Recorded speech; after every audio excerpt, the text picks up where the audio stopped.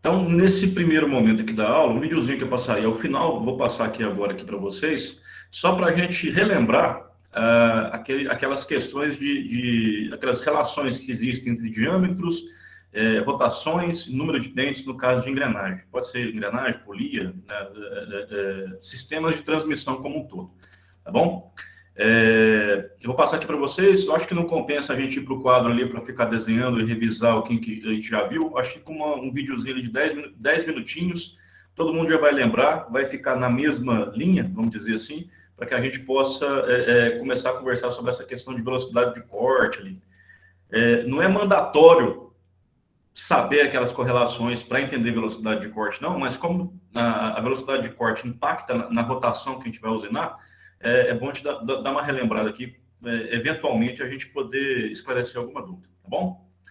Então, eu vou começar com esse videozinho aqui com vocês, mas primeiro eu vou tirar a minha imagem aqui, para não distrair, e vamos aqui, ó.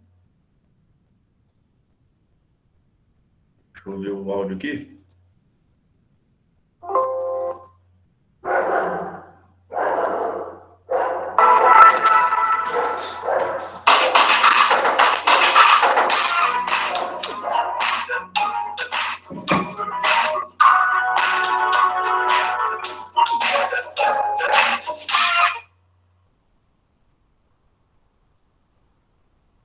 Você já viu que muitas vezes o torneiro recebe uma ordem de serviço onde o desenho está faltando alguma medida. Aí ele vai ter que encontrar essa medida por conta própria. Mas não é só nos desenhos que esse tipo de problema pode acontecer. Em situações de reforma ou manutenção de máquinas, muitas vezes o mecânico encontra máquinas sem as placas que identifiquem suas RPMs. Vamos imaginar João, você não está compartilhando a tela. De manutenção e precise descobrir a RPM operacional de uma dessas máquinas sem placa de identificação. Você saberia resolver esse problema? Pensei que era só a minha aí, Will. Ô, Jonathan. Não sabe o que é RPM? Não se preocupe que você está na teleaula certa. É justamente isso que a gente vai aprender aqui hoje. Na teleaula de hoje, você vai aprender o que é RPM e como realizar o cálculo de RPM de polias. Como calcular a RPM em conjuntos redutores de velocidade. E como calcular a RPM de engrenagens. Oi, hoje eu vou fazer a manutenção de uma furadeira de bancada. Na verdade, o mestre Silva pediu que eu fizesse uma reforma nessa furadeira. O problema é que a placa de identificação das RPM desapareceu. E eu vou ter que descobrir as várias velocidades operacionais para se fazer uma nova plaqueta. Eu acho melhor eu pedir ajuda ao mestre Silva. E você fique atento, que a nossa teleaula de hoje está apenas começando.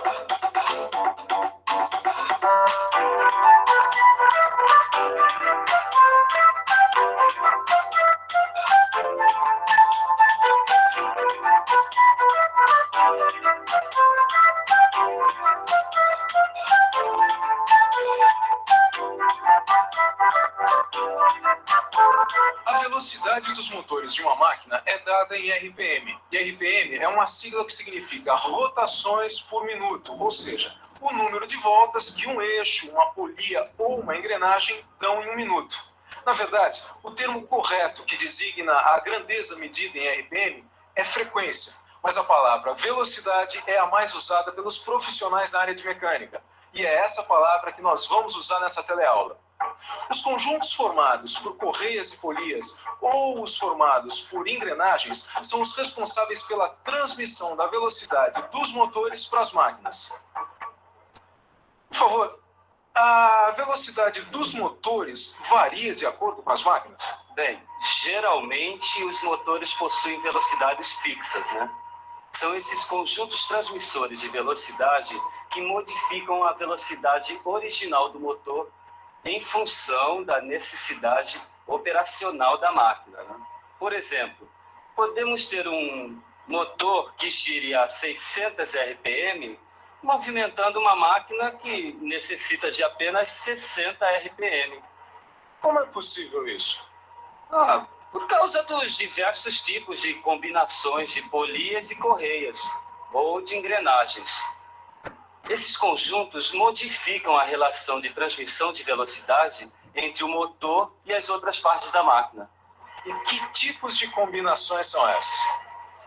Para ficar mais claro, pense que a velocidade fornecida por um conjunto transmissor, como esse aqui, por exemplo, depende da relação entre os diâmetros das polias. Polias de diâmetros iguais transmitem para a máquina o mesmo número de RPM fornecidos pelo motor. Polias de tamanhos diferentes transmitem maior ou menor velocidade para a máquina. Se a polia motora, ou seja, a polia que fornece movimento, é maior que a polia movida, isto é, aquela que recebe o movimento, o número de RPM transmitido para a máquina é maior. Se a polia movida é maior que a motora, a velocidade transmitida para a máquina é menor. Como você pode ver, a velocidade fornecida pelo conjunto transmissor depende da relação entre os diâmetros das polias. Conjunto, reunião de várias partes que formam um todo. Transmissor, aquilo que transmite, que envia de um lugar para o outro. Mestre Silva, eu estava te procurando. Ô, Tito, o que você quer? É só daquela máquina que você pediu para eu reformasse? Ah, sim, a furadeira de bancada? O que tem? A placa que identifica a RPM desapareceu. Eu sei que eu preciso descobrir as velocidades operacionais dessa máquina para fazer uma nova plaqueta. Só que eu esqueci a fórmula. Eu já sei o que você quer. Olha aqui. Dá uma olhadinha. Essa relação matemática aqui expressa a relação entre as polias movidas e motoras. Nessa fórmula, N1 e N2 são as RPM das polias motora e movida, respectivamente. E D2 e D1 são os diâmetros das polias movida e motora. Então é só aplicar essa fórmula para descobrir a velocidade das polias? Bom, primeiro você tem que analisar o conjunto de polias da máquina. Por isso que eu pedi para um desenhista fazer um desenho do conjunto. Esse menino vai longe. Quer dizer que a máquina tem 4 conjuntos de polias. São 4 conjuntos. E as polias motoras são de tamanhos diferentes das polias movidas. Então a velocidade das polias movidas será sempre diferente da velocidade das polias motoras. É isso que você vai ter que calcular. N1 sobre N2 é igual a D2 sobre D1. Agora a gente tem que aplicar para o primeiro conjunto de polias aquela relação matemática que eu te mostrei. Ô, Jonathan, Os dados... Pronto. eu entrei aqui agora na sua aula, que eu atrasei um pouquinho, mas você está apresentando tela ou... Você esqueceu de compartilhar a tela. Manda mensagem para ele. Nossa, eu tô passando a aula aqui, não tô apresentando tela, gente. Eu entrei aqui agora, tá só o áudio, por isso que eu falei. Ei, pessoal, vocês... Mas você não tava. A gente tentou te avisar, só que você já não tava mais aqui. Ainda tentou te dar um grito ainda. Que vacilo, hein? Nossa, Você chegou agora, né? agora tá, não tá? Eu saí da aula, entrei de novo, achei que era minha internet. Ei, gente, vocês desculpem o ato falho aí, foi mal. Ah, não preocupa não. Tranquilo. Deixa eu voltar aqui. Só Vai um ficar até minuto. mais tarde depois. Não ele. Eu acho que eu Falando eu? vou deixar esse É videozinho, oi. Tá clicando. que é a partir daqui que fica mais interessante. Vocês me desculpem. Pense que a velocidade fornecida por um conjunto transmissor, como esse aqui, por exemplo, Eu quero que vocês assistam essa aula aqui, porque vai resumir o que a gente falou em 2, 3 aulas no semestre passado, só para dar uma relembrada, para a gente dar a sequência aqui em velocidade de corte. Vocês me perdoem esse ato falei. depende da relação entre os diâmetros das polias. Polias de diâmetros iguais transmitem para a máquina o mesmo número de RPM fornecidos pelo motor. Polias de tamanhos diferentes transmitem maior ou menor velocidade para a máquina.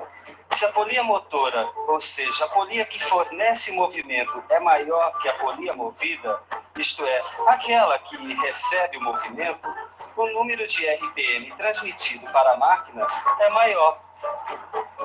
Se a polia movida é maior que a motora, a velocidade transmitida para a máquina é menor.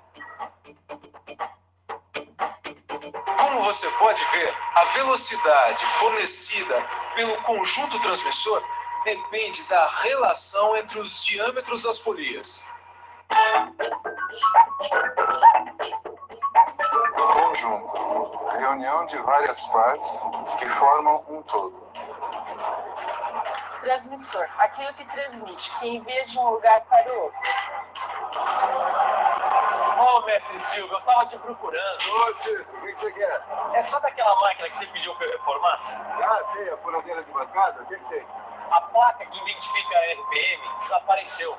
Eu sei que eu preciso descobrir as velocidades operacionais dessa máquina para fazer uma nova plaqueta. Só que eu esqueci a fórmula. Eu já sei o que você quer. Olha aqui. Dá uma olhadinha. Essa relação matemática aqui expressa a relação entre as polias movidas e motoras. Nessa fórmula, N1 e N2 são as RPM das polias motora e movida, respectivamente. E D2 e D1 são os diâmetros das polias movida e motora. Ah, então é só aplicar essa fórmula para descobrir a velocidade das polias? Bom, primeiro você tem que analisar o conjunto de polias da máquina. Ah, por isso que eu pedi para um desenhista fazer um desenho do conjunto. Esse menino vai longe. Ah, quer dizer que a máquina tem 4 conjuntos de polias. São 4 conjuntos. E as polias motoras são de tamanhos diferentes das polias movidas. Então a velocidade das polias movidas será sempre diferente da velocidade das polias motoras. É isso que você vai ter que calcular. N1 sobre N2 é igual a D2 sobre D1. Agora a gente tem que aplicar para o primeiro conjunto de polias aquela relação matemática que eu te mostrei. Os dados que você tem são a velocidade do motor e os diâmetros das polias motoras e movidas. Certo. Então é só substituir os valores na fórmula. Substituindo N1 por 600, D2 por 200 e D1 por 60, temos 600 sobre N2 é igual a 200 sobre 60. Ou N2 é igual a 600 vezes 60 sobre 200. Multiplicando dá 36.000 sobre 200, que dá 180. O primeiro conjunto tem 180 RPM. Puxa, utilizando essa fórmula até parece fácil chegar no resultado. Bom, então tenta aplicar essa fórmula a outro conjunto. Deixa eu ver. Vamos pensar um pouco? Vamos pensar um pouco. Bom, a fórmula eu já conheço. O que eu vou precisar agora é ver quais os dados disponíveis. Deixa eu ver direitinho. Como eu tenho a velocidade do motor, que é 600, e os diâmetros das polias motoras e movidas, agora é só substituir. Então fica 600 sobre N2 igual a 150 sobre 100. E agora? Já sei. Vou separar a incógnita e formar a equação N2 igual a 600 vezes 100 sobre 150. Agora eu vou multiplicar 600 por 100, que vai dar 60.000. Então fica 60.000 dividido por 150, que dá 400. Pronto. Achei a velocidade da polia de diâmetro 150. É 400 RPM. 400 RPM. Bom, agora eu posso voltar ao meu trabalho. Muito obrigado, hein, mestre Silva. Que é isso. Precisando é só chamar.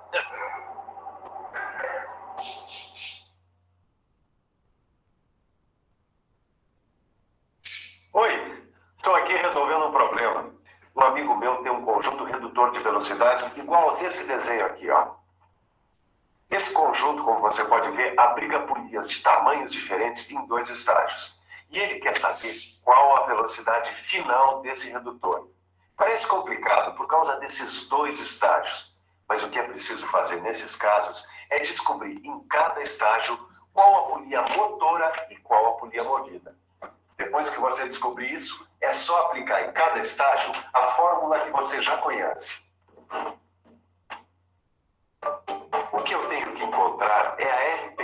das polias movidas do primeiro e do segundo estágios. A fórmula eu já conheço. Agora eu preciso colocar os dados do primeiro estágio. Eu sei que o N1 é 1000, que o D2 é 150 e D1 é 60. Preciso encontrar N2, que é a RPM da polia movida. Agora é só substituir e calcular. N2 vai ser igual a 1000 vezes 60 sobre 150. 1000 vezes 60 dá 60.000. Agora é só dividir por 150 que eu vou ter o resultado para o primeiro estágio. Agora eu sei que N2 é igual a 400 RPM. Agora presta atenção numa coisa. A polia motora do segundo estágio está acoplada à polia movida do primeiro estágio. Aqui é preciso prestar atenção, porque N2 da polia movida do primeiro estágio é N1 da polia motora do segundo estágio. Ou seja, N2 vai ser igual a N1.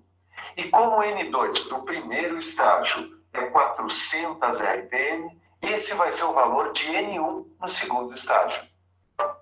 Então eu já tenho o N1, que é 400, certo? Agora eu vou procurar o N2 do segundo estágio. O D2 é 200 e o D1 é 50. Seguindo a mesma fórmula, eu sei que o N2 vai ser igual a 400 vezes 50 dividido por 200. Multiplicando 400 por 50 vai dar 20.000, que dividido por 200 vai dar 100 RPM. Pronto. Agora eu já posso dizer para o meu amigo que a velocidade final do conjunto redutor de velocidade é de 100 RPM. E você já sabe que é dessa maneira que se aplica a fórmula em conjuntos de polias de 2 estágios. Além dos conjuntos de polias que você viu até agora, existem também outros conjuntos transmissores de velocidade formados por engrenagens, como esse daqui. Por favor, qual é a diferença entre esse conjunto aqui e aquele outro que nós vimos? Nesse tipo de conjunto formado por engrenagens, o que faz alterar a RPM é o número de dentes das engrenagens motoras e movidas. Mas e no caso de motores movidos por engrenagens, como é que fica a relação de velocidade? Bom, nesse caso, as engrenagens com o mesmo número de dentes apresentam o mesmo número de RPM. E engrenagens com quantidades diferentes de dentes apresentam mais ou menos RPM, dependendo da relação entre o menor ou maior número de dentes das engrenagens motora e movida. Como você viu, nos conjuntos de polias, a velocidade transmitida para a máquina depende da relação entre os seus diâmetros. No caso dos conjuntos de engrenagens, a velocidade transmitida para as máquinas depende da relação entre os seus números de dentes. Ei, Titão, como é que tá lá o serviço? Ah, tá tudo certinho. Aliás, eu tenho uma dúvida. Se em vez de polia eu tivesse que calcular a RPM num conjunto movido por engrenagens, a fórmula seria a mesma? Claro, a fórmula seria a mesma. Só que em lugar de D você ia colocar a letra C, sendo que N1 e N2 são as RPM das engrenagens motor e movida. E Z2 e Z1 são o número de dentes das engrenagens movida e motora. Ah, bom, é melhor eu anotar isso antes que eu esqueça. Bom, agora é hora da comida. Enquanto a gente almoça, que tal uma boa revisão? E atenção, se liga aí, que é hora da revisão. Na teleaula de hoje, você viu que a velocidade dos motores é dada em RPM. Aprendeu a calcular a RPM de um conjunto de polias, de um conjunto redutor de velocidade e, afinal, aprendeu também a calcular a RPM de um conjunto formado por engrenagens. Hoje você aprendeu que a velocidade dos motores é dada em RPM. Agora você sabe a forma de calcular a velocidade do seu aprendizado? É a quantidade de vezes que você estuda o livro. Bom, pessoal, deixa eu voltar aqui agora para a apresentação. Vamos voltar aqui para conversar. Bom, primeiramente, desculpa o ato falho aí. tá? Eu saí aqui da frente do computador aqui e quando eu voltei que eu escutei vocês me chamando aqui. Mas a parte mais importante desse vídeo que eu queria passar para vocês foi esse 1/3 final, que ele começa a falar sobre essa parte de engrenagens. Por que eu quis passar esse vídeo? Primeiro, para relembrar, né, para a gente vir a cabeça essas questões de rotação, para a gente relembrar alguns conceitos. E segundo, para um pequeno detalhe. Hoje eu vou mexer com vocês aqui no quadro. Eu preferi escrever aqui no quadro aqui do que fazer uma apresentação em PowerPoint, que é um pouco mais maçante. Vou fazer aqui alguns rascunhos para explicar algumas coisas para vocês, tá bom? Coisas bem simples. Hoje a aula, apesar de ser cálculo, tá? O Luciano às vezes dá uma arrepiada em questão de cálculo, mas pode ficar tranquilo. Hoje é bem simplesinho o que a gente vai analisar aqui, tá bom? Então é o seguinte, lá no torno, deixa eu desenhar um torno aqui bem, só o rascunho dele aqui mesmo. Eu tenho a placa, aí aqui eu tenho o barramento, eu tenho aqui a base de cá, né? Aí aqui eu tenho aquela parte da contraponta, e aqui eu tenho aquele carro, os carros aqui, né? Com o volante aqui e tal. O que acontece? Aqui no torno, a gente vai encontrar um monte de alavanca, né? Vai ter aqui uma alavanca para cá, tem outra alavanca para cá, alavanca aqui, e uma cacetada de tabela para cá. Cada torno tem um ajuste diferente dessas alavancas e de tabelas. A gente consulta isso daqui para identificar as velocidades de rotação da placa, as velocidades de avanço desse carro aqui, né, os avanços automáticos, tanto desse carro como do carro de cima para fazer desbaste, para fazer rosca. Tudo isso está relacionado aqui nessas tabelas que a gente consulta para ver qual que é o posicionamento adequado dessas alavancas que vai estar aqui nessa caixa. Isso daqui só é possível variar essas rotações aqui, porque é como se tivessem várias engrenagens aqui dentro, trabalhando de forma conjunta, que pelo posicionamento dessas alavancas, eu tenho o engrenamento específico de certas engrenagens. Tá? Algumas delas vão se desacoplar, outras vão se acoplar, à medida que eu mexo com essas alavancas aqui, para que no conjunto da coisa eu tenha uma RPM específica aqui da minha placa universal, tá? E baseado nessa RPM e do ajuste dessas alavancas, eu vou ter aqui um avanço, tanto para frente como para trás, específico desse carro aqui. Tá? Por que acontece? Eu tenho aqui uma peça, que é um eixo aqui roscado, que ele chama fuso. Uma vez que eu abaixo uma alavanca aqui do lado aqui, né, para fazer esse fuso se acoplar com essas engrenagens e com esse carro, tá? Ele não fica acoplado o tempo todo, não. Eu tenho que dar um comando com uma alavanca aqui para ele acoplar nessas engrenagens aqui para dentro que ele entra, né? E uma vez que ele se acoplou, ele vai girar aqui também. Esse fuso que é uma barra roscada, tipo um parafuso sem fim, tá? Ele vai começar a girar. Uma vez que ele está solidário aqui nesse carro aqui, se ele gira no sentido, o carro avança. Se ele dá o reverso, se eu pego essa alavanca e em vez de tacar ela para baixo, eu taco ela para cima, né? Eu dou um reverso aqui na rotação, se ela está girando nesse sentido, né? Se eu inverto aqui a minha placa, ela passa a girar no sentido contrário. Ela passa, em vez de girar assim, ela vai girar assim. Ok? Se ela está girando aqui ao contrário, todo o meu equipamento aqui está girando ao contrário também, inclusive o meu fuso. E aí o meu carro ele vai e retrocede para trás. Bom, foi uma pergunta até, se eu não me engano, do Ananias na última aula, que eu mostrei um vídeo para vocês. E o cidadão estava fazendo a usinagem muito próximo aqui da placa.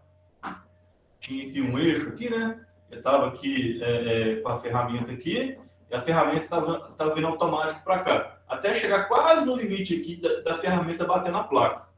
Aí ele perguntou, ela para automático e a ferramenta ela sai da peça automático para voltar? Eu falei, não. Aqui a gente tem aqui um conjunto de habilidade do operador que ele tem que desenvolver, que ele está prestando atenção. A minha ferramenta está comendo aqui o material, está comendo, até que chega num ponto aqui, ele tem que pegar essa alavanca que está fazendo o carro avançar nesse sentido e dá um contragolpe aqui rápido. Ele tem que jogar, se está para baixo, ele vai jogar essa alavanca para cima, para que a placa deixe de girar nesse sentido e passe a girar nesse sentido. Consequentemente, o carro ele tende a voltar, antes de bater aqui nessa placa.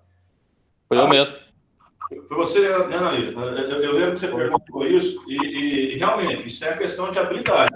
Tanto é que o cara, se ele está lá trabalhando no turno, ele está distraído, ele está errado, porque vai bater essa ferramenta aqui na placa, vai danificar o equipamento, vai fazer esse carro aqui avançar sobre o fuso aqui, e vai empenar esse fuso aqui. Então, o torno é uma máquina, uma ferramenta muito interessante de trabalhar, mas tem que ter atenção nesses detalhes também, tá? Porque não é um CNC, quem está operando é o cara ali. Ele tem essas facilidades desses avanços automáticos. A gente vai entender essa questão desse avanço automático aqui, né?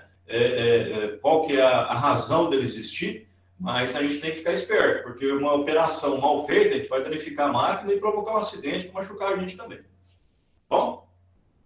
Assim, essa questão da RPM, eu queria que você se concentrasse, então, aquelas trocas de polias e engrenagens, é um sistema que acontece aqui dentro dessa caixa aqui, do gabinete do torno. Na maioria das vezes, é só ficar alterando a posição dessas alavancas, tá? E a posição delas vai estar indicada aqui numa tabela aqui, e essa tabela aqui varia de cada modelo, de cada marca de torno, que ele vai indicar alavanca 1, alavanca 2, alavanca 3. Aí vai ter aqui as posições, né? E aí eu tenho aqui a rotação, rotação, rotação, e eu vou fazendo vamos dizer assim, esse conjunto de posições para conseguir as velocidades que eu preciso aqui no meu torno. Bom?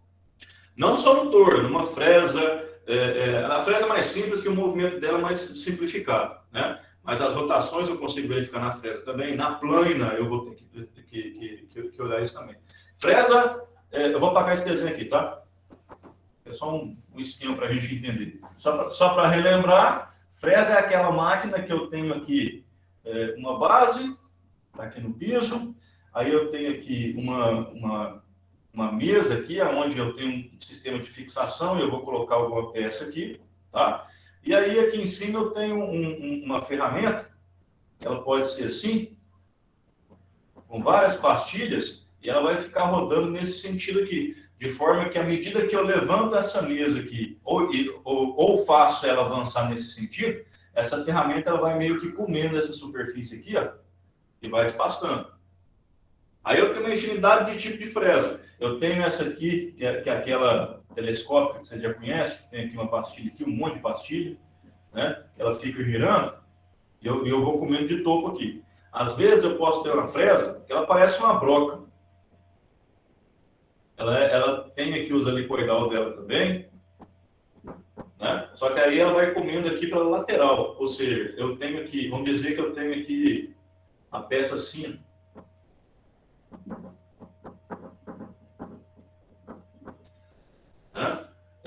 Deixa eu colocar aqui para trás assim.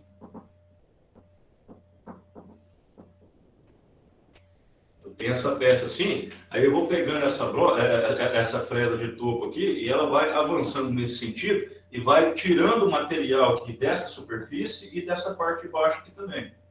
Tá? Mas a função principal dela é ir comendo nessa lateral aqui para ir abrindo aqui e fazendo esse ressalto aqui na minha peça. Eu posso ter também uma fresa que ela vai fazer o seguinte, ó, você já deve ter visto isso em barramento de máquinas, que às vezes eu tenho aqui uma peça que ela é assim, ó.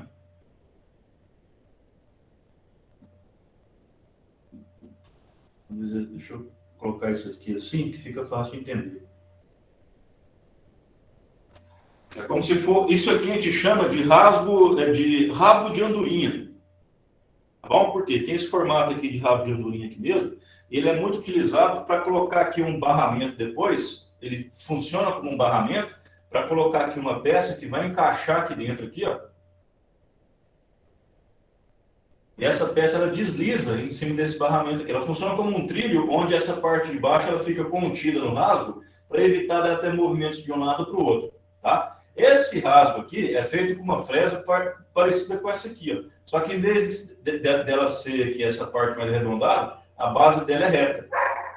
Tá? A base sendo reta, eu insiro ela aqui e ela vai comendo o material e vai fazendo a usinagem. Certo? Esqueci só para relembrar o que é cada uma. Só para relembrar, eu não cheguei a falar com mais detalhes de plânia, não. Mas deixa eu explicar para vocês rapidão o que é a plânia. Depois eu mostro uma imagem ali também. A plânia é o seguinte. Imagina que eu tenho uma mesa fixa.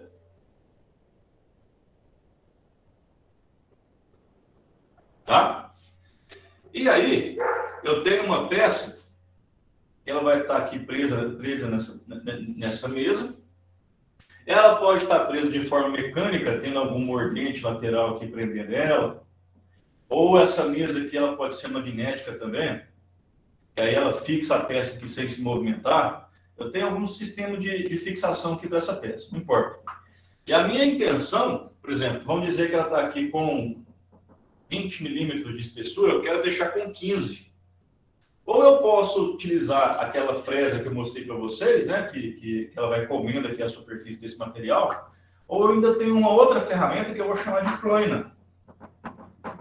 A gente vê o nome dela assim, o nome dela é esse mesmo, para aplanar alguma coisa. Tá? Como que acontece? Eu tenho aqui uma peça, uma ferramenta, tipo essas ferramentas de torno, tá? Aquela ferramenta de aço rápido, ou de metal duro, não importa. Só que em vez de eu ter lá no torno, eu tenho a peça girando e a ferramenta vai comendo o material a partir do giro da peça. Né? Aqui é o contrário. Eu vou ter aqui uma ferramenta, deixa eu tentar desenhar aqui, ó.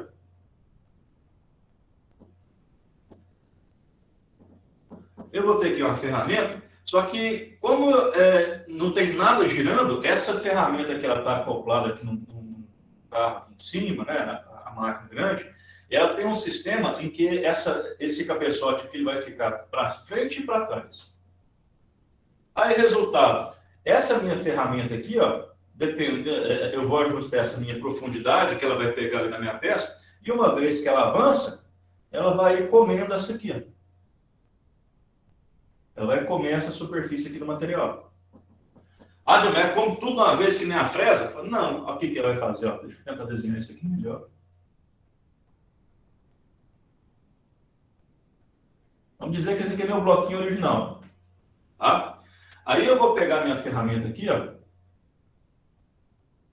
E ela vai ficar avançando aqui para cortar. Ela só corta no sentido do avanço, tá? Na ida ela corta e na volta ela só retorna, tá? Para depois cortar de novo. E fica nesse movimento.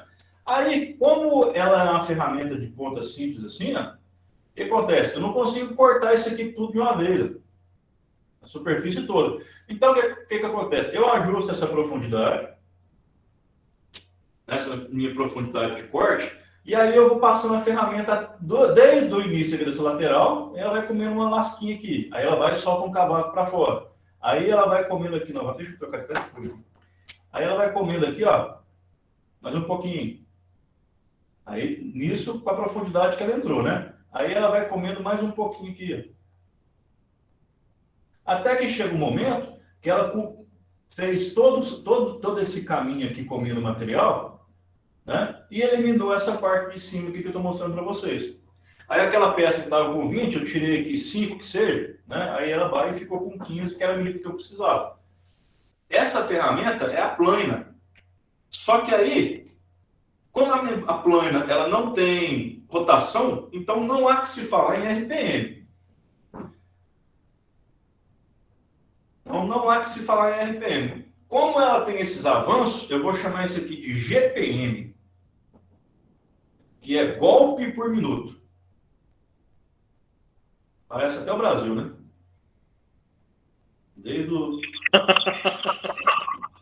Parece até o Brasil. Desde o Deodoro, que o pessoal comemorou. Boa, hein? Essa foi boa. Desde o Deodoro, que o pessoal comemorou aí essa semana aí, de lá para cá só deu errado, né? Então tá aí, ó. Esse avanço, a gente vai falar que é um golpe, tá? Só que vocês têm que considerar esse comprimento de golpe é o seguinte: a minha ferramenta, ela tem que quando ela avança, ela não pode parar aqui na pontinha, não. Ela tem que avançar um pouco mais justamente para eliminar aquele cavaco. Vocês concordam? Então, essa ferramenta aqui, ela tem que vir mais ou menos até aqui. Ó. Deixa eu melhorar esse desenho aqui, que já ficou bagunçado, né?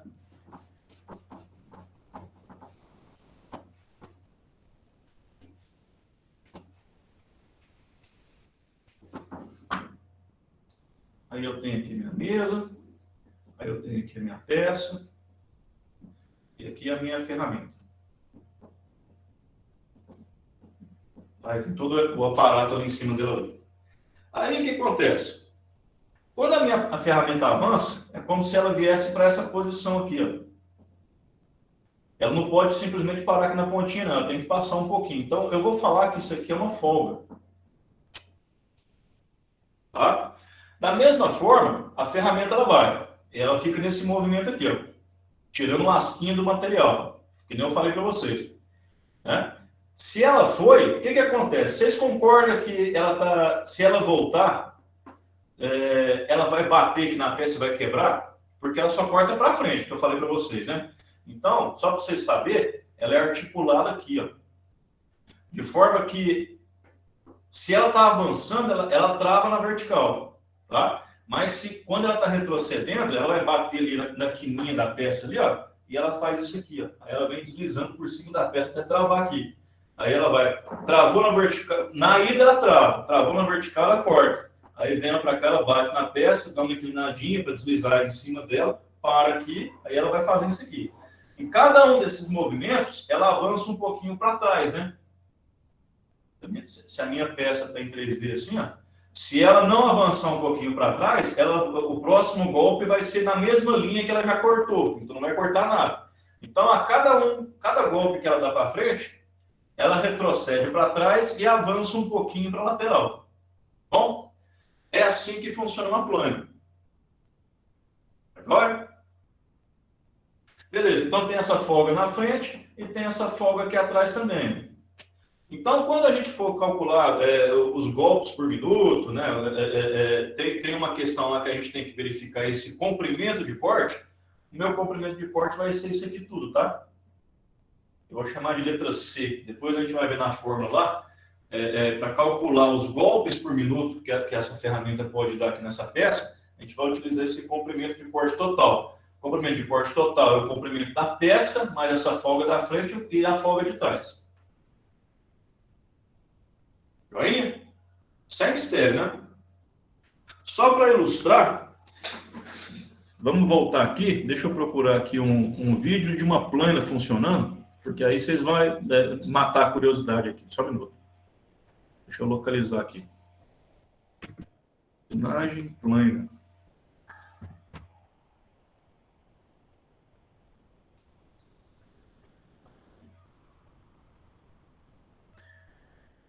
Deixa eu achar um vídeo bacana aqui, quer ver? Acho que esse aqui vai dar certo.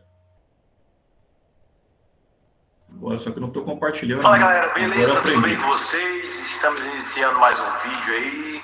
Você que não é inscrito, se inscreve no canal e ajuda esse canal a crescer. Clica lá no sininho para receber notificações. Se você não clicar aqui no sininho, você não... Deixa eu ver aqui, ele está falando aqui, está apresentando a máquina. Aí está com um torno Nardini aqui atrás.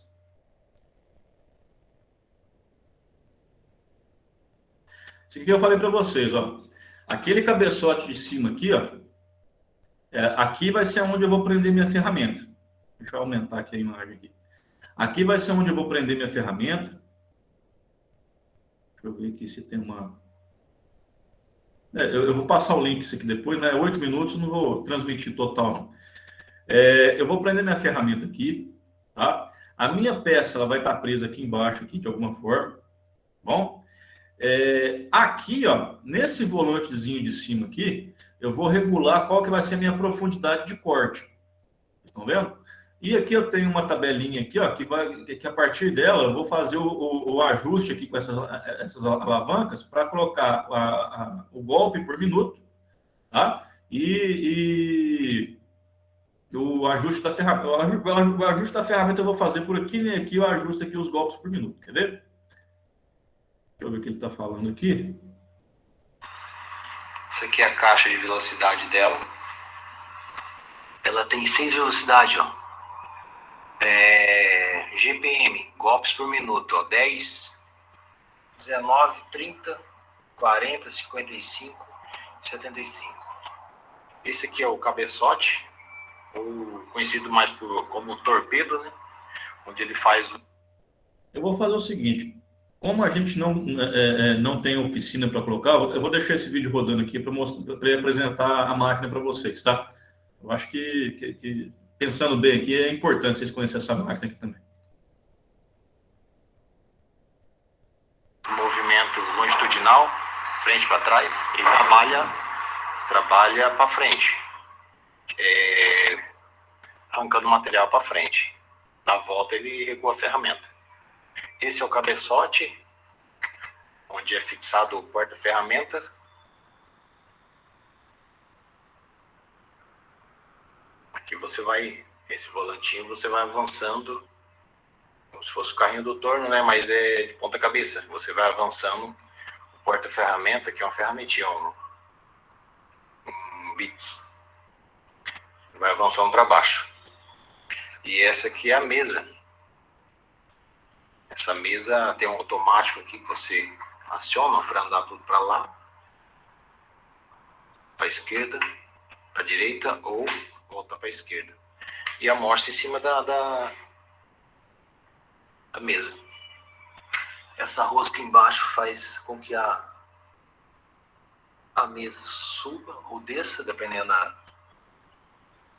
do serviço.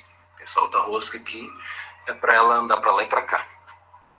Sistema do automático, sistema do manual, quadrado manual.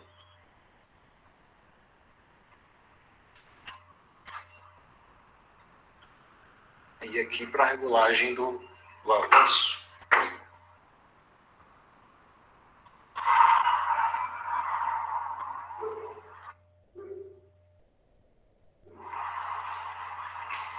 Olha o tamanho dessa morsa em relação à minha mão. É gigante a morsa.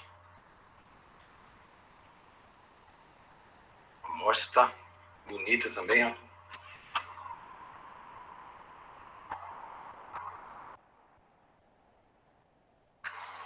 Ó, o sistema manual dela. Na manivela. A mesa se movendo.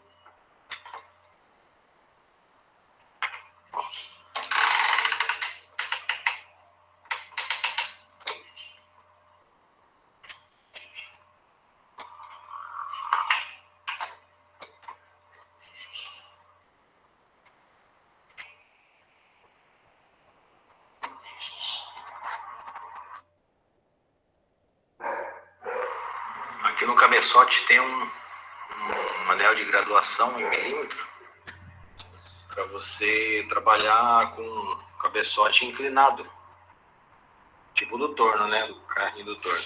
Inclina ele para lá ou para cá, partindo do zero aqui em cima até 90 graus.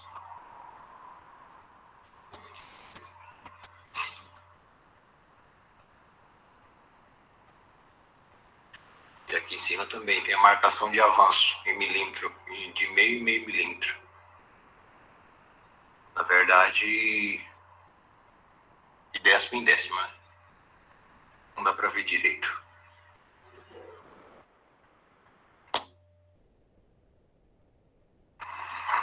E aqui alguns porta-ferramenta.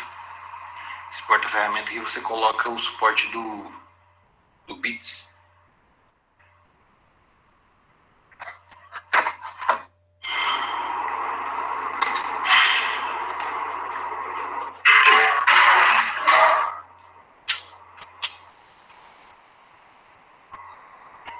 Esse é o sistema de engrenagem interno dela. Tudo bonito, perfeito, bem lubrificado.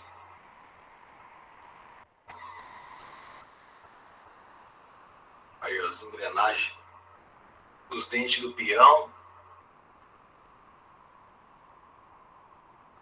Tá bonito. A coroa também, o braço aqui, ó.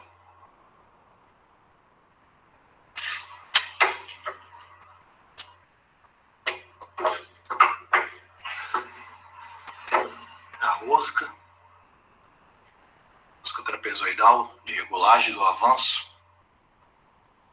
Tá tudo certinho. Tá bonita, viu? Perfeito estado.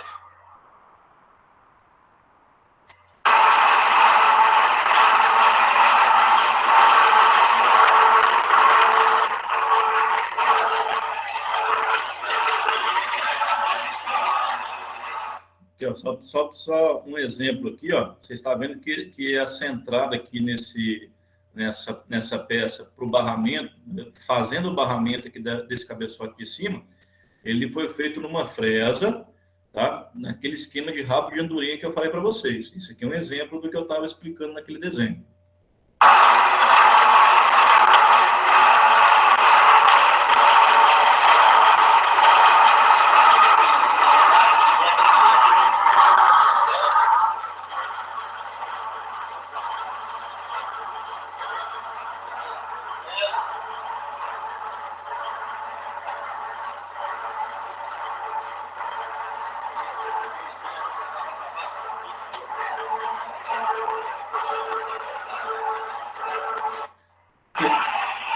Só para exemplificar aqui para vocês como que funciona esse avanço automático aqui.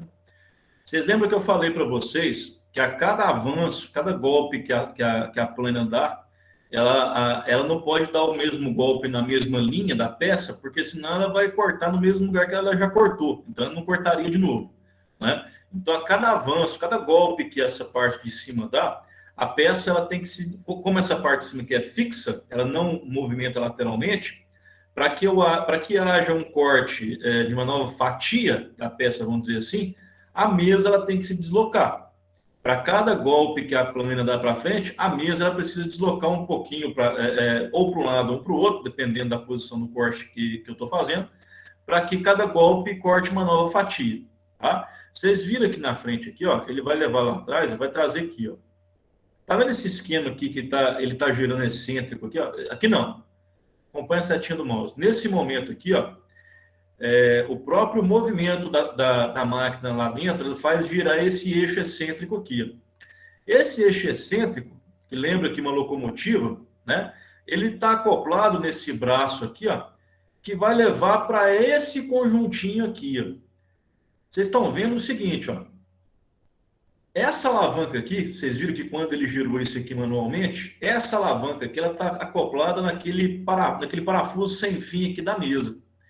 Então, vocês viram que quando ele girou isso aqui manualmente, a mesa foi para um lado ou foi para o outro, dependendo do sentido que ele está girando.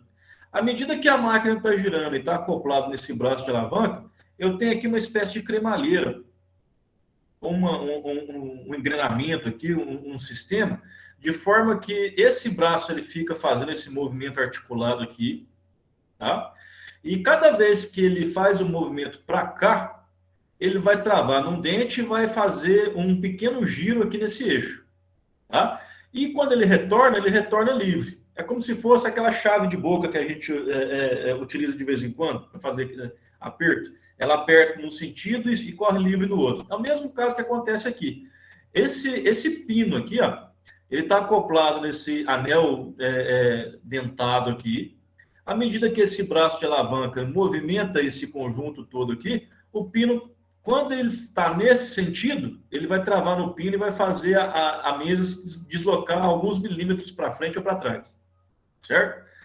Quando ele retorna para a posição original aqui, que o braço está voltando, ele corre solto. E fica repetindo, ó. Engrena para frente. Volta solto, engrena para frente, volta solto, engrena para frente, volta solto. E isso, como isso está sincronizado, à medida que ele avança, o cabeçote vai avançando também e vai fazendo o aplanamento automático ali.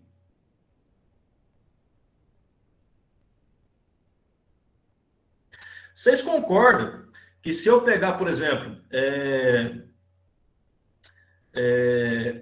em vez de uma ferramenta aqui em cima, colocar um rebolo girando, eu poderia fazer uma espécie de retífica naquela peça?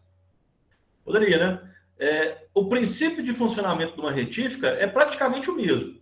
Tá? Só que na retífica, em vez do cabeçote ficar trabalhando, avançando e voltando, quem avança e volta é a própria peça, a mesa da peça. tá? Normalmente na retífica ali o rebolo ele fica fixo, fixo não, ele fica na posição parada, só que girando numa velocidade adequada para fazer retífica, né? E a peça que fica embaixo avançando e voltando para fazer a retífica daquela peça lá. A gente vai estudar retífica um pouco mais para frente ainda no nosso curso, tá bom? Só para não passar em branco. Deixa eu ver aqui, ó, nesse vídeo aqui também, obter peças com geometria paralela. Eu queria colocar uma plana trabalhando para vocês verem. Vamos ver esse rapaz aqui.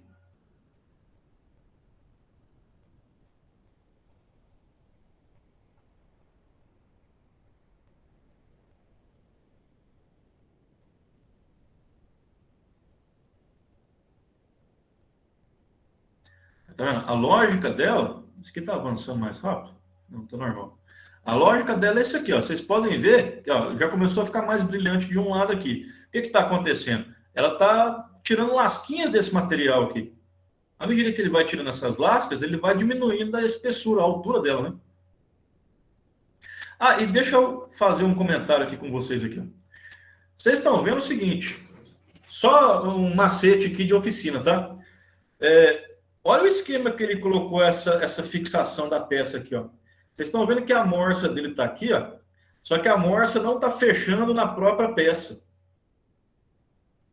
né? Pode fazer isso por N razões. Vamos dizer que a peça ela tem uma altura menor do que o mordente aqui da morsa, né? Então, se ela ficasse muito para baixo ali, a ferramenta não conseguiria pegar aqui nas laterais, porque ela bateria aqui nos mordentes da morsa. Aí o que o rapaz fez aqui, ó? Eu, na minha época de Senai, eu fazia isso também, funcionava muito bem. Eu achava assim, quase mágico isso aqui prender.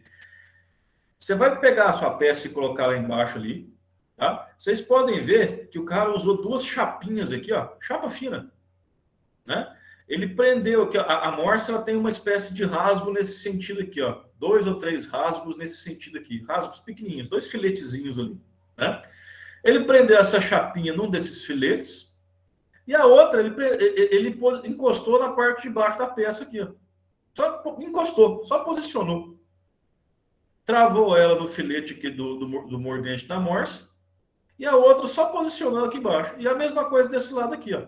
Vocês podem ver que tem uma chapinha aqui, ó. Deixa eu voltar aqui. Ó, tem uma chapinha aqui e tem uma chapinha aqui. E aí, pronto. Oh, meu Deus.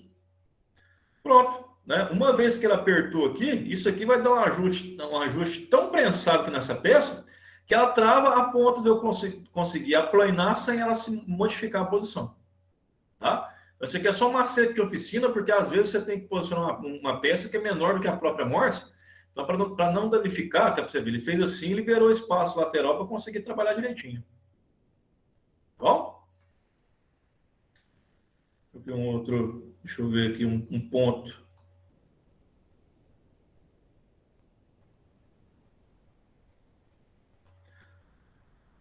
Vamos no YouTube. Vocês estão tendo problema com o YouTube ultimamente? De uma semana para cá? Ô, John. Pode falar. Até foi bom você tocar nesse assunto aí. É o seguinte, se eu sair da aula, é porque a internet está com BO. Não, beleza. É porque assim... Aqui também está na mesma situação. Eu ia perguntar, na hora que a aula está caindo aí, não sei se é a minha internet, se é a dele. Caindo não, mas a minha está travando. Às vezes eu escuto a voz do John picada. Mas também tá assim? Porque eu tô olhando aqui no grupo, eles vandalizaram um cabo nosso.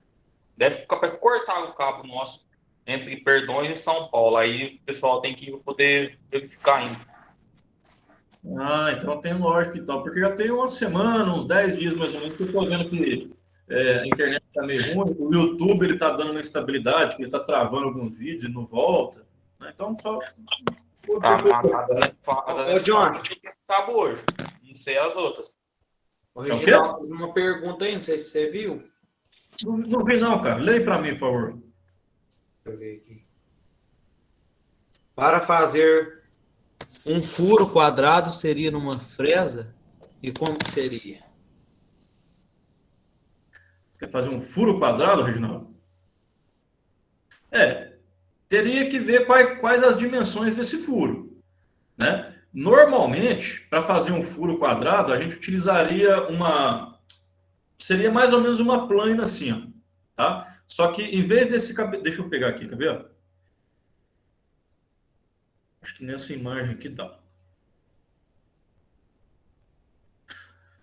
Só que em vez de fazer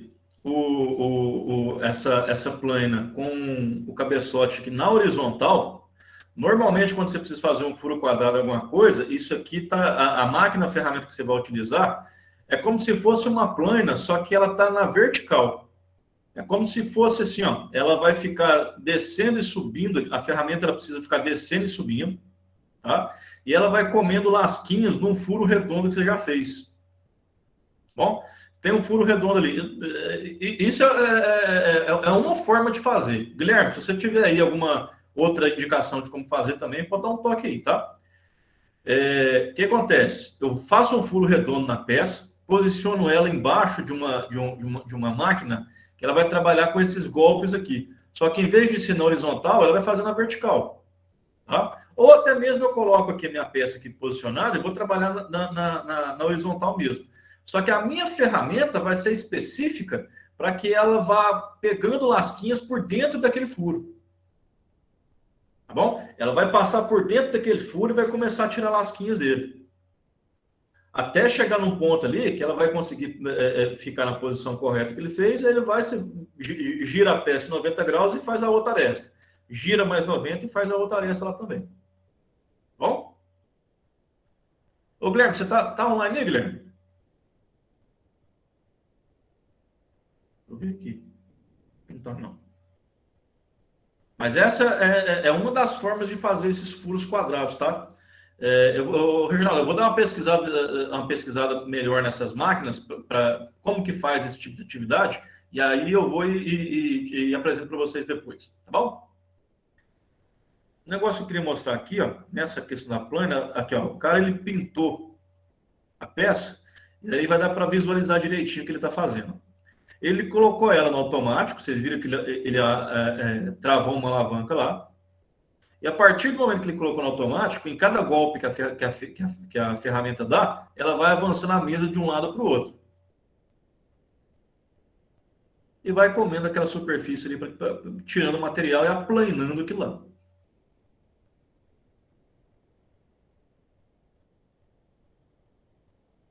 Vou avançar aqui um pouco mais.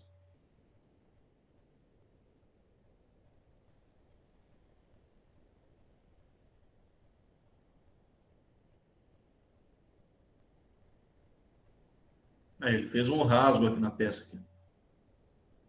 A ferramenta está ali atrás, ele foi fazendo um rasgo.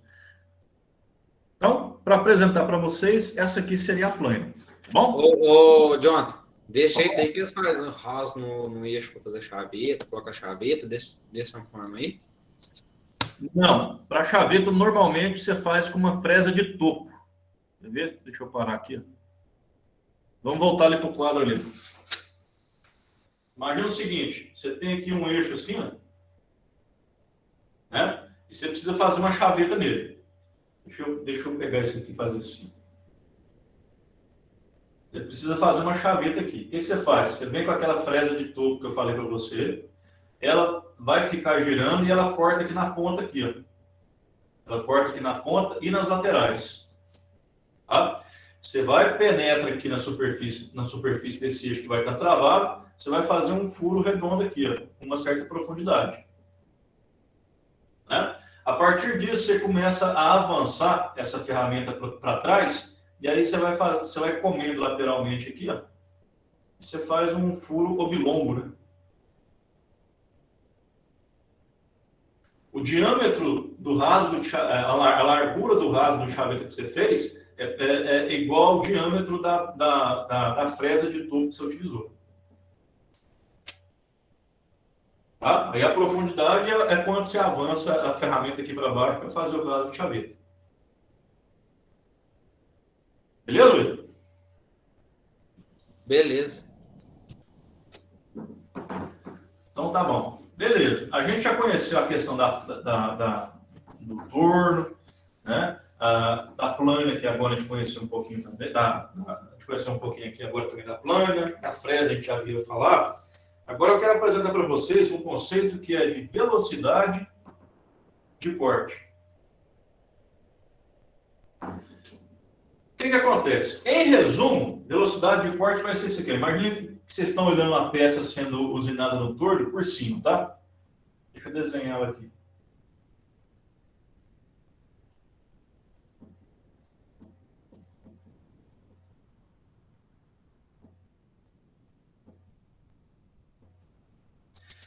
Eu tenho essa peça aqui que ela está girando.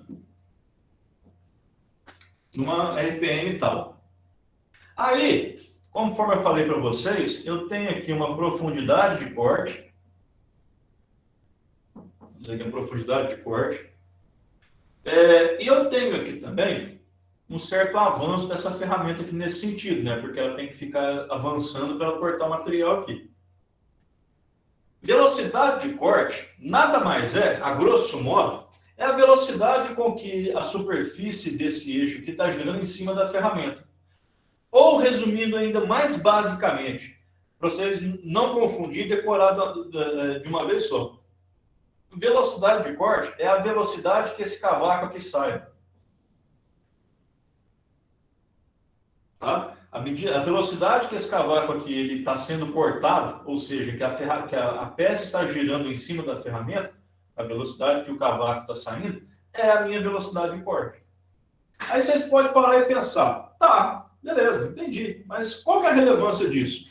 A relevância disso é que é o seguinte, você tem que aplicar uma velocidade de corte específica para calcular a RPM desse material. A RPM que você vai utilizar para usinar isso aqui. Porque é o seguinte, se você utilizar uma RPM muito alta, você vai ter problema aqui de desgaste prematuro da ferramenta, aquecimento aqui da região da ferramenta e da peça. Você pode ter até uma mudança de propriedades superficiais da própria peça, porque eu estou aquecendo isso daqui, eu estou gerando muita pressão, eu posso ter um encruamento do metal aqui da própria peça, que vai fazer as propriedades de dureza, de resistência superficial dessa peça se alterarem por conta de uma RPM muito alta. Eu estou atrasado, eu preciso terminar o serviço rápido, vou tacar a velocidade aqui e vou usinar isso aqui no talo. Beleza, você vai destruir sua ferramenta, você vai ter um péssimo acabamento superficial da peça e acaba que você ainda vai ter um prejuízo da resistência que essa peça vai ficar. Você não sabe onde ela vai ser aplicada, se ela precisa de uma resistência específica, se vai ter um tratamento térmico depois, tá? Só que isso daqui, ó, rotação da peça muito alta é prejudicial, principalmente para a ferramenta e para a qualidade do serviço. No outro extremo, se eu tenho uma RPM muito baixa, esse eixo aqui está girando muito devagar, o que acontece? É como se o metal da minha peça ele está sendo cortado com mais dificuldade. Por quê? Imagina o seguinte, se eu tenho aqui uma velocidade adequada, até por inércia, a minha ferramenta está parada aqui, até a velocidade que isso aqui está girando ajuda no corte. Se isso aqui está muito devagar, né, é como se eu estivesse aplicando mais força do que o necessário em cima da minha ponta de corte da ferramenta. Consequentemente, eu posso quebrar essa ferramenta aqui com mais facilidade. Aí o que acontece? A minha peça ela vai tender a encavalar em cima da ferramenta. Aí ela pode tender a se deslocar da posição central que ela está presa aqui na placa. Ela pode desalinhar, porque vai ter um momento muito forte aqui, ó, que vai poder causar um certo desalinhamento na peça, eu vou perder medida. Eu posso quebrar minha ferramenta, né? Ela vai estar dando, tentando encavalar em cima da ferramenta aqui, vai dando uma espécie de golpe em cima dela. Com isso, eu vou sair da posição de centro aqui da minha linha de corte, é prejuízo também. Então, eu tenho que ter uma RPM bacana, adequada, para me fazer cada atividade. Tá? Essa RPM, ela vai variar de acordo com alguns parâmetros, tá, pessoal? Não é só a velocidade que vai impactar, a velocidade de corte que vai impactar na RPM. Tá? Essa velocidade de corte, ela vai ser alterada de acordo com o que eu preciso fazer aqui. Tá? Eu vou mostrar para vocês aqui, ó, a fórmula da rotação é isso aqui, ó. Velocidade de corte vezes 1000, dividido pelo diâmetro vezes π. A velocidade, a fórmula para encontrar a rotação é isso aí, ela não muda não. A rotação da peça, tá? É aqui lá, velocidade de corte vezes 1000, dividido pelo diâmetro da peça, que está aqui, vezes π. Isso aí não muda, tá? O que vai mudar é a minha velocidade de corte baseado em certos parâmetros do meu processo de usinagem. Quais são esses parâmetros? Ó, qual que é o tipo de ferramenta?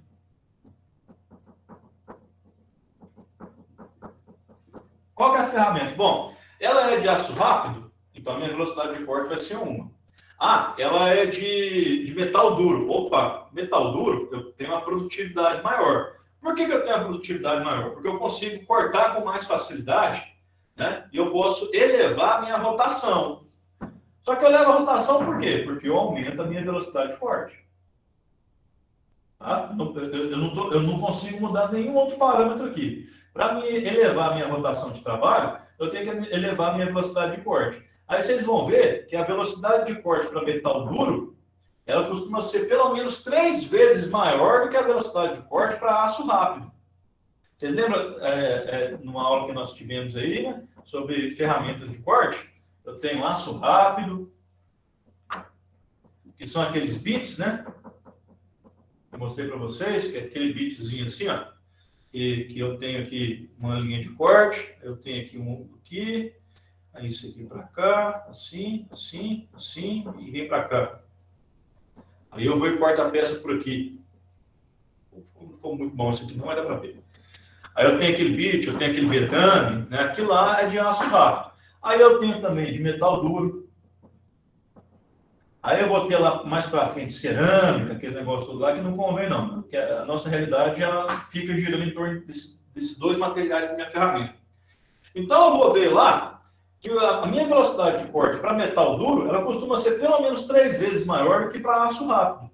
Então se eu estou trabalhando com metal duro, eu consigo trabalhar em rotações maiores e assim eu tenho maior produtividade. Certo? Ah, John, onde é que eu vou ver esses parâmetros de velocidade de corte? Você vai ver em tabelas. Você vai bater no Google lá e falar assim, tabela de velocidade de corte para tornearia. Aí você vai encontrar lá diversas tabelas de fabricantes de metais, né? Sei lá, tipo os em Minas da vida vai ter lá uma tabela de velocidade de corte. Né? Se você entrar lá no site, eu acho que chama Mundo Metal Mecânica, você vai ver algumas tabelas de velocidade de corte para diversas ferramentas e tudo. Né? Velocidade de corte, então, é um valor tabelado que você vai encontrar. Esse valor tabelado vai variar de acordo com alguns nuances aqui. O primeiro deles que eu estou falando para você é o material da sua ferramenta de corte. O segundo é o material da peça que você está usando. Essa peça aqui, ó, ela é um aço 1020, beleza, ela é bem macia, então eu posso colocar uma velocidade de corte maior. Ah, ele é um aço 1060. Não, então peraí, eu tenho uma velocidade de corte diferente. Ah, é bronze, eu tenho uma velocidade de corte. É alumínio, eu tenho outra velocidade de corte. Bom, vai depender das propriedades de dureza, de resistência desse material aqui, que eu vou ter velocidade de corte específica lá também. Bom? Uma outra coisa é a atividade que eu estou executando. Qual que é a atividade que eu estou executando? Eu estou desbastando? Se eu estou desbastando, eu estou desbastando no aço 1080 com a ferramenta de aço rápido. A minha velocidade de corte que para essa atividade, que é desbaste, vai ser 1. Ah, não, eu estou dando acabamento. Beleza, então a sua velocidade de corte para acabamento vai ser outra. Até porque, se você está dando acabamento, a sua profundidade é bem pequenininha, né? Então, você aumenta a sua rotação para ter um acabamento melhor, né? Porque aí você vai colocar um avanço bem devagarzinho, né? O avanço da ferramenta bem devagarzinho, comendo só um pouquinho do metal para dar um acabamento legal, para deixar quase polido a sua superfície aqui. Ah, não é nem desbaste e nem acabamento, não. Eu estou fazendo uma recartilha. Eu não estou aqui com o bit, eu estou com uma ferramenta aqui para fazer um recartilhado. Ah, beleza. Então, a sua atividade é um recartilhado. Tem uma velocidade de corte específica que você vai encontrar em tabela. Bom?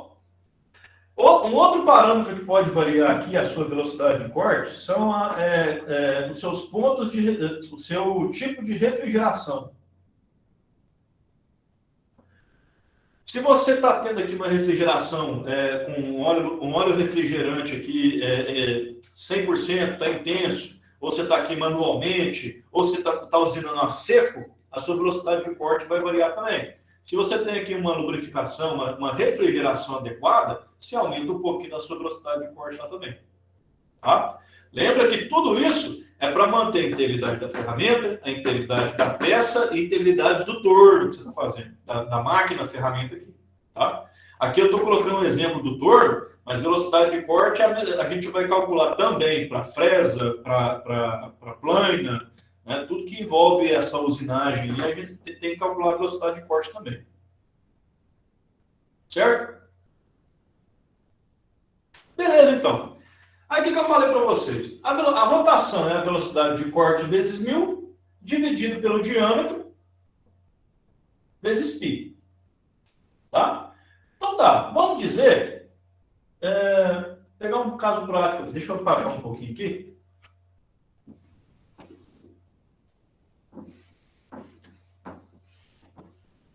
Ô, John, você dá um exemplo desse exercício dessa velocidade de corte rapidinho. Esse N aí é o quê? Rotação. O N? Isso. N é rotação. Você lembra que a gente estudou no semestre passado, que eu colocava lá aquele negócio assim, ó. N1 por N2 é igual a D2. D2 sobre D1. Rotação na polia 1, rotação na polia 2, diâmetro da polia 2, diâmetro da polia 1. Então, o N é igual a rotação em rotações por minuto. Ah, não, beleza. Então, o outro então é velocidade de corte. Velocidade de corte, diâmetro e π. Tá? Beleza, tranquilo. Essa rotação aqui, ó, né, você já sabe, né, ela é em rotações por minuto e a velocidade de corte é em metros por minuto. Tá? Eu vou compartilhar com vocês aqui uma tela. Vou manter o quadro aí na projeção, mas deixa eu compartilhar aqui para mostrar um negócio para vocês.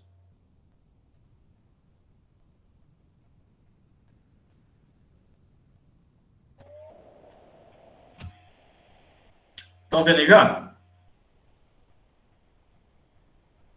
Tá sim. Pois é, isso aqui é uma tabelinha que eu peguei aqui dessa usinagem aqui, ó, de tabela de velocidade de corte para torneamento, medidas em metros por minuto. O que eu mostrei para vocês aqui, ó? A velocidade de corte, que são esses valores aqui, vai variar de acordo com o material. Aí aqui tem algumas opções aqui, ó. 1020, 1045, bronze, alumínio. Tá aqui, eu falei para vocês lá, varia pelo material, varia pelo tipo de ferramenta. Então aqui, ó, ferramentas de aço rápido, eu vou olhar aqui, ó. Ferramenta de metal duro, eu vou olhar nessas duas colunas aqui. Tá? Ó, então, beleza. Varia pelo material, pelo tipo de ferramenta e varia também, principalmente, pela atividade que eu estou fazendo. Bom, se eu estou desbastando aço 1045 com a ferramenta de aço rápido, a minha velocidade de corte aqui é 20. 20 o quê? Metros por minuto. Tá? Ah, não, eu estou dando acabamento numa peça de alumínio. Então, aqui, ó, minha velocidade de corte é 90. O alumínio não é mais macio, não é mais maleável para trabalhar, menos resistente. Então, eu posso aumentar isso aqui sem problema de danificar minha ferramenta. Não, eu vou recartilhar ferro fundido duro. Aqui, ó, minha velocidade de corte aqui na recartilha vai ser de 6. Bem pequenininho. Vocês lembram que a recartilha é bem devagarzinho?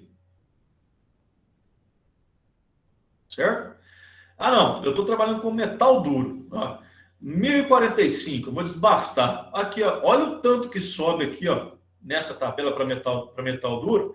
Eu consigo sair de 20 de velocidade de corte e chego em 120. Eu aumentei isso aqui em 6 vezes. Entendeu? Aumentei minha produtividade em 6 vezes aqui. Estou cortando manteiga aqui praticamente.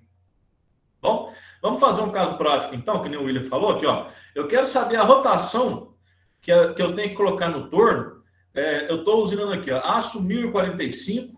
Eu estou trabalhando com desbaste, depois eu vou dar o acabamento nele. Tá? Então vamos lá. Vou manter na tela aí e vou resolver aqui, ó. A rotação, então. Para esse exemplo que eu estou passando para vocês, a minha velocidade de corte para 1045 no desbaste é 20. Vezes 1000. Dividido pelo diâmetro. Vamos dizer que esse diâmetro aqui, ó, é 100 milímetros. Eu vou entrar aqui em milímetros. 100 milímetros. Vezes π, que a gente sabe que é 3,14. Vamos resolver essa continha aí, ó. A velocidade, a minha rotação, então, para trabalhar no torno, para desbastar esse 1045, vai ser 20 vezes 1000, dividido por 100, dividido por π. Minha rotação que eu tenho que colocar no torno lá, 63,7 RPM. Para desbastar. Tá? Vamos alterar aquilo ali agora, então, para dar o acabamento. Né? Vai sair de 20 para 25. Aí aqui muda, né?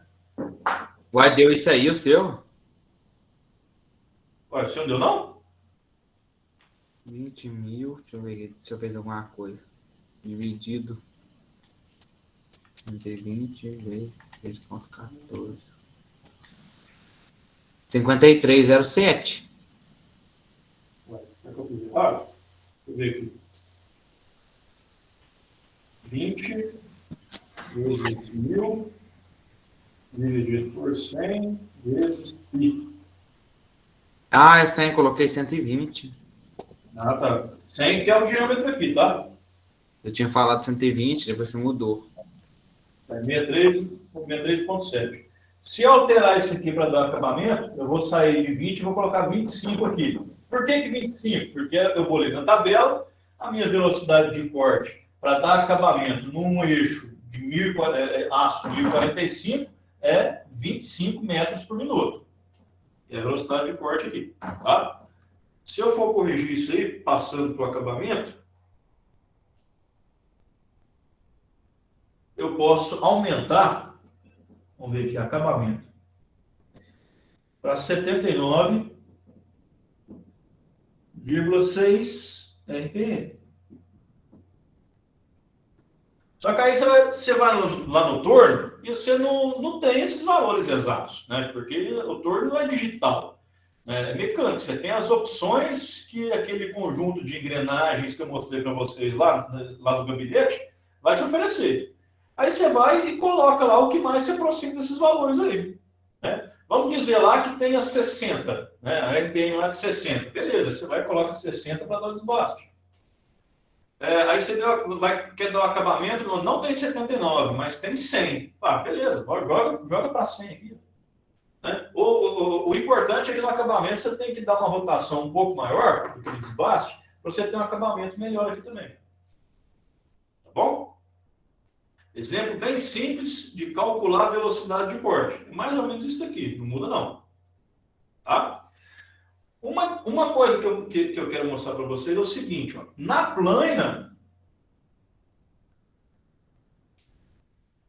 é um pouquinho diferente. Copia aí para vocês aí, depois eu apago. Esse de baixo aí você fez a mesma conta, só que você usou o outro número lá da tabela, não foi? Isso, eu coloquei em vez de 20, olha aqui na tabelinha aqui, ó, em vez de 20 aqui para o desbaste, como eu calculei agora o acabamento, eu usei 25. Certo? Ah, tá. A mesma conta, né? É a mesma conta. Eu só troquei o valor da velocidade de corte porque eu troquei a operação. Ah, não, esse daí tá fácil. Quem dera se for só isso. Eu falei para vocês, é tranquilo. A aula de hoje tem uns cálculos, mas é assim, bem suave de fazer. Deixa eu apagar aqui.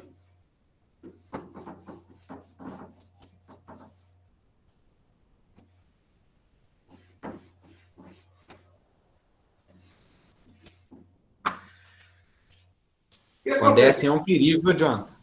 É o quê? Começa muito fácil, assim, pode desconfiar. Tem alguma coisa errada. Não tem, William? Para aí, William. Não é muito complicado, não. Vocês vão ver que é simples.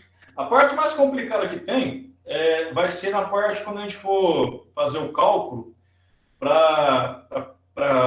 eu não vou falar programar, né? Porque não é eletrônico, né? Mas é para a gente preparar a máquina para fazer dente de engrenagem, tá? Tem um esquema lá que eu tenho que explicar para vocês. Inclusive, vou passar novamente vídeos do telecurso que é bem didático. Depois eu vou tirar as dúvidas. Para calcular o avanço de cada dente que a gente tem que dar na máquina para usinar o dente. A gente calculou lá atrás, né, a altura do dente, né, quantos dentes a engrenagem tem que ter, a espessura da engrenagem. A gente viu tudo isso no semestre passado. Esse semestre eu vou ensinar para vocês como configurar a máquina para que você consiga usinar aqueles dentes lá. Tá? É um pouquinho mais complicado, mas não é complicado, porque a gente tem que entender o raciocínio de engrenagens da máquina. Porque eu não posso colocar engrenagens infinitas. Então, eu tenho ali um conjunto de 2, 3, 4 engrenagens, que eu combino elas diferentemente para ter o avanço correto de cada dente ali na circunferência da engrenagem. Mas calma que isso eu vou mostrar depois. O que eu quero mostrar aqui agora, antes do intervalo, bem rapidinho, é o seguinte. Isso aqui funciona bem no torno. Tá? Porque eu tenho um diâmetro, eu trabalho com eixos e tal. Quando eu estou mexendo com a plâmina, que é aquela ferramenta que eu mostrei para vocês lá, né? Aqui é a minha peça que eu estou usinando lá, ela está na mesa, aí eu tenho uma folga para trás e uma folga para frente. Quando eu vou mexer na plâmina, eu também tenho a velocidade de corte, que é a velocidade que a minha ferramenta está cortando aqui, né? Eu tenho que calcular ela também. A fórmula para a plâmina já não é mais RPM, vai ser GPM, que eu falei para vocês. E ela começa mais ou menos igual. Ela começa com velocidade de corte, que multiplica 1000. Aí vocês podem perguntar, Jonathan, por que esse 1000 aqui? Ó? Presta atenção, a gente está trabalhando aqui nos diâmetros, nas nossas medidas aqui, sempre em milímetro. Tá? Só que aí eu preciso multiplicar isso aqui por 1000 para fazer um ajuste de unidades, porque aí para trabalhar com essas rotações por minuto, né? Na tabela, a minha velocidade de corte está em metros por minuto. Então, eu multiplico por 1000 aqui para ficar adequado, porque se eu mexer com milímetro aqui, em metro aqui em cima, vai dar tudo errado. Então, eu multiplico por 1000 só para fazer um ajuste de unidade. Tá? Mas presta atenção aqui, ó. A minha velocidade de corte aqui, eu vou usar ela para calcular os golpes por minuto que essa ferramenta vai dar. Ela não está rodando, ela está avançando, fazendo golpes. Então, a velocidade de corte vezes 1000, dividido por 2 vezes C. O que é esse C? É aquilo que eu mostrei para vocês. É o comprimento da peça mais as duas folgas, da frente e de trás. E por que é 2 vezes? Porque olha, ela gasta tempo avançando e gasta um tempo retornando. Então, para calcular os golpes por minuto, eu tenho que ver. Ó, isso aqui é um golpe, ela vai e volta. Um golpe, 2 golpes, 3 golpes, entendeu? Então, o tempo de ida e de volta eu tenho que computar aqui também. Ou seja, vamos dizer aqui que eu tenho uma peça aqui de 300 milímetros e ela tem uma folga aqui de 50 na frente e de 50 atrás. Total disso aqui, então, o meu C é 400. Tá? Vamos verificar aqui, então, naquela tabela que eu mostrei para vocês, depois eu compartilho com vocês, deixa eu abrir ela aqui rapidão. Vamos dizer que é o aço 1020, tá? E eu vou dar um desbastar. Para o 1020, no desbaste, a minha velocidade de corte é igual a 25 metros por minuto. O meu C, que é esse comprimento total, eu já tenho. É 300 da peça, mais a folga da frente, a folga de trás, que é 50 cada uma, deu 400. Então, eu já consigo resolver. Ó. Golpes por minuto, 25. O desbaste de uma peça, de máximo 1,20. Hein? 25 vezes 1.000, dividido por 2 vezes 400. Ah, eu posso entrar aqui em neto? Pode não, porque você já está fazendo um ajuste aqui do 1.000. Tá? Para resolver isso aí, 25 vezes 1.000... 31,25. Dividido por 2, dividido por 400. Então, o meu GPM, golpes por minuto, é igual a 31,25. Né? Golpes por minuto. Aí você viu, nesse videozinho que eu passei para vocês lá, você viu que não tem essa opção aqui certinha, 31,25. Aí, pelos ajustes que vai lá, você viu que o cara tinha 19, acho que 30, 45, uma coisa assim. Eu vou escolho a opção que a plana vai me dar mais próximo disso aqui. No caso, seria 30 aqui. E beleza, posso trabalhar.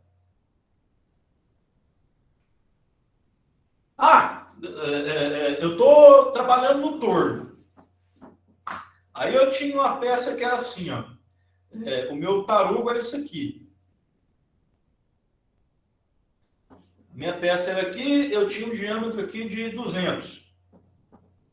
Aí eu vou desbastar isso aqui. Eu estou usinando a peça, trabalhando o dia todo, e aí eu cheguei ao ponto que minha peça ficou assim.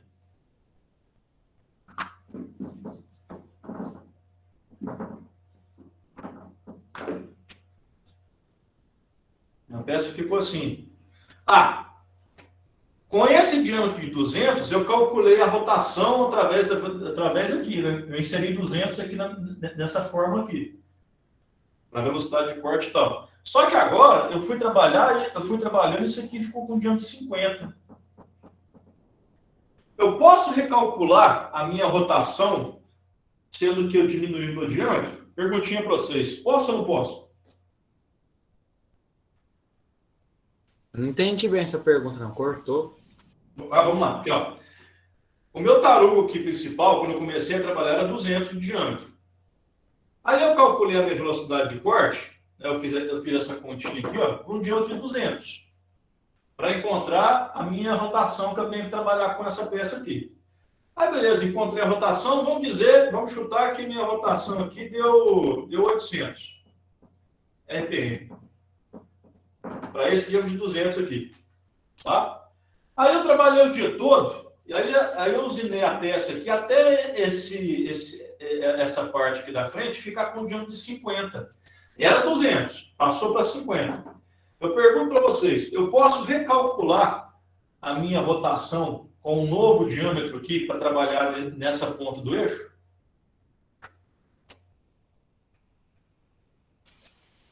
Esse aí não é que foi automático, não, né? Não. Eu estou trabalhando lá. Eu preciso saber, eu posso alterar a rotação? Eu comecei a trabalhar com a rotação para trabalhar aqui. Eu diminuí o diâmetro. Eu posso alterar minha rotação para esse diâmetro novo? Uai, e eu acho que pode, porque o espaço agora vai ser maior, né? Porque vai igualando. Você não só pode, como deve. Tá? Fica mais fácil. Se você diminuiu esse diâmetro que você está mantendo a rotação, é como se a sua velocidade de corte aqui está caindo muito.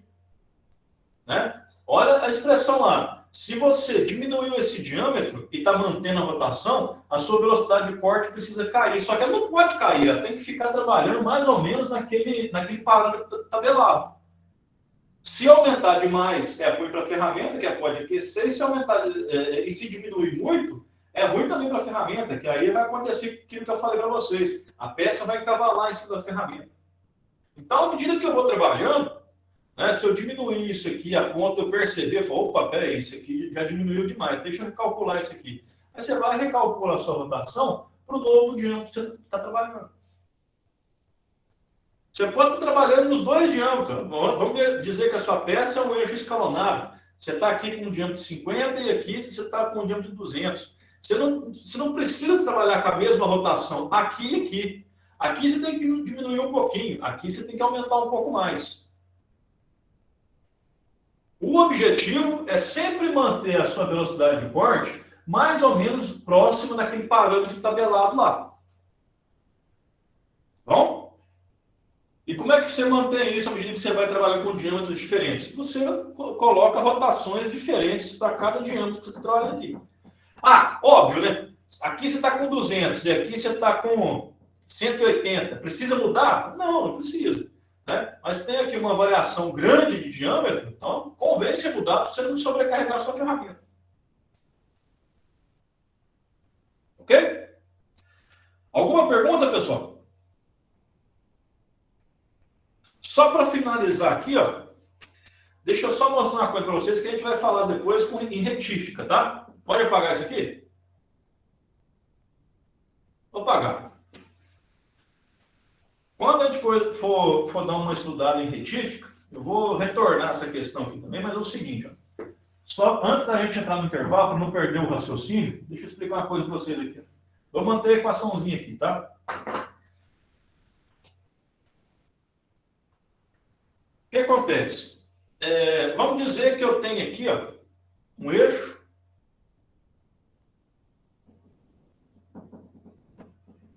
Tem aqui um eixo. Ele tem um diâmetro aqui tal. E aí, em vez de colocar aqui uma ferramenta de corte para usinar nesse eixo, eu já fiz isso, eu já deixei no diâmetro que eu precisava.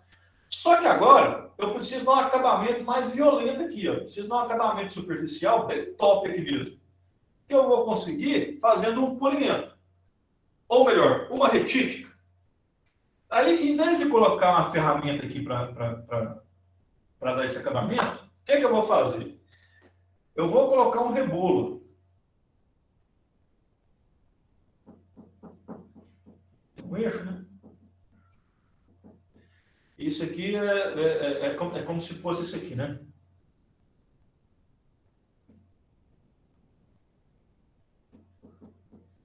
Eu estou olhando de cima essa peça aqui, um rebolo. Rebolo mesmo, de retífica, de esmeril, é um rebolo lá.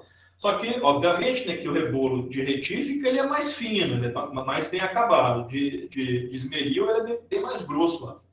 Estou olhando por cima aqui. O que acontece? Eu tenho aqui o diâmetro da peça. E aqui eu tenho o diâmetro do rebolo.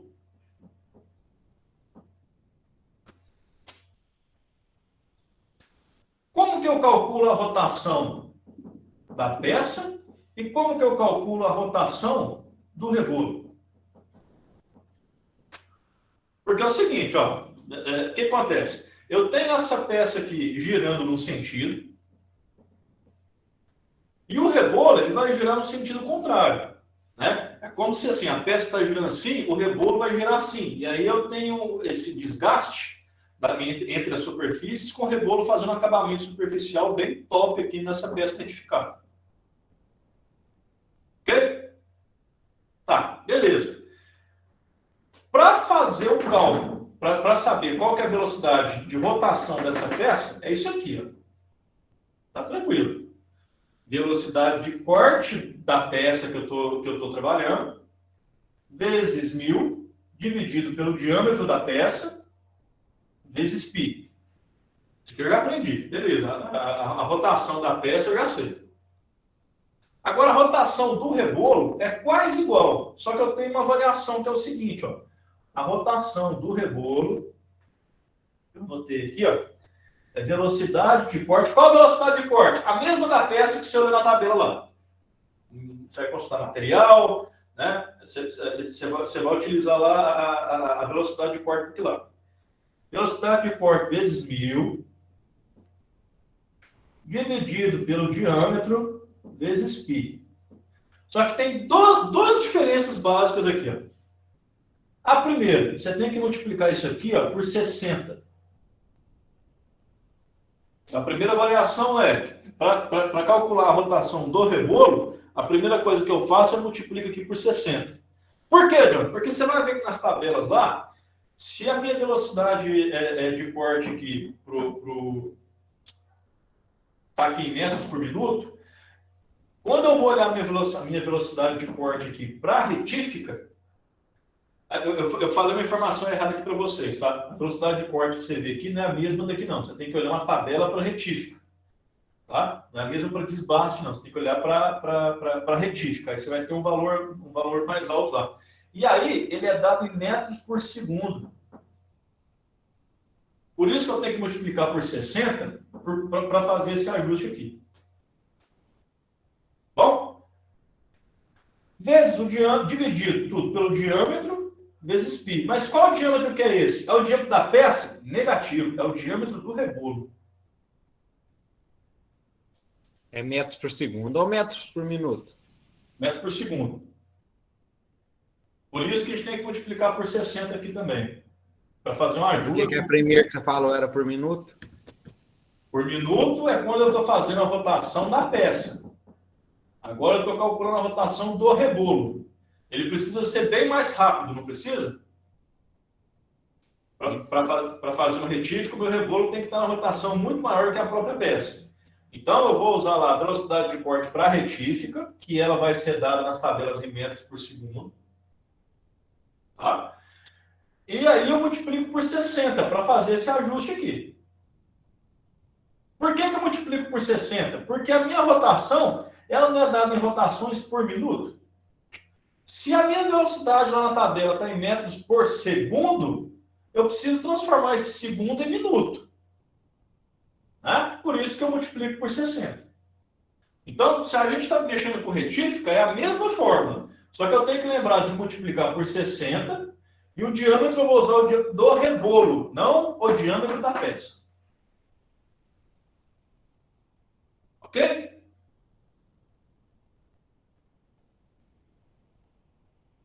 William, tranquilo? Alguém não entendeu?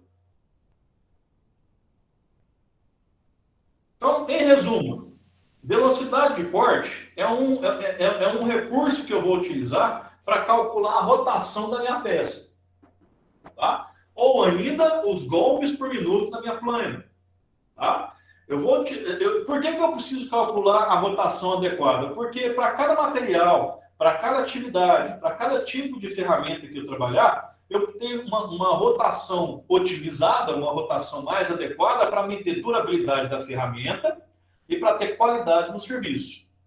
Se eu aumentar muito a rotação, eu vou ter problema de aquecimento e desgaste prematuro da ferramenta. Se eu baixar muito a rotação, eu vou ter problema da peça ficar se desalinhando e ficar encavalando em cima da ferramenta. Pode quebrar a ferramenta e danificar a superfície da peça. Tá? Então, eu tenho que procurar trabalhar com uma rotação específica para cada material, para cada ferramenta e para cada atividade que eu estou fazendo. Se é desbaste, se é acabamento, se é cartilha, se é retificação. Bom, e esses parâmetros esses parâmetros que eu vou inserir aqui na fórmula para encontrar a rotação é principalmente a minha velocidade de corte, que eu vou encontrar em tabelas. Eu só jogo na equação, né? Multiplico por 1000, divido pelo diâmetro da peça, vezes π, e encontro a minha rotação adequada. E aí, à medida que eu vou trabalhando, eu vou ajustando essa rotação aqui para trabalhar certinho. Ok? Bem tranquilo, né? Beleza, pessoal. Então, aqui, ó, são 8 horas e 50. A gente tem aqui 20 minutos de descanso, tá? Para tomar uma água, para comer alguma coisa. E às 9 horas e 10 a gente volta aqui para continuar a aula. Tranquilo? Eu vou deixar essa imagem no quadro aí, caso alguém estiver copiando. Valeu, gente. Obrigado. Okay, eu vou interromper a gravação aqui também, para não ficar uma gravação muito longa também. Tranquilo.